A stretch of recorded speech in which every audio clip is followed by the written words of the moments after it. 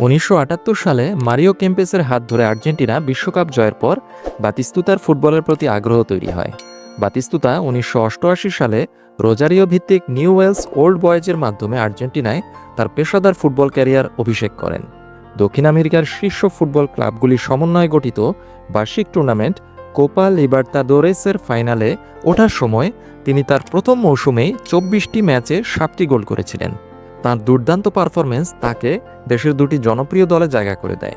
প্রথমটি হচ্ছে তুমুল জনপ্রিয় রিভার প্লেট ক্লাব, যেখানে তিনি খুব কমই সময় কাটিয়েছিলেন, এবং তারপর বোকা জুনিয়র্স, যেখানে তিনি 1990 সালে ট্রান্সফার হয়েছিলেন।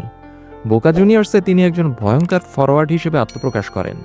1990-91 সালে 29টি ম্যাচে 23টি গোল করে লিগের সর্বোচ্চ স্কোরার হিসেবে শীর্ষস্থান অর্জন করেন।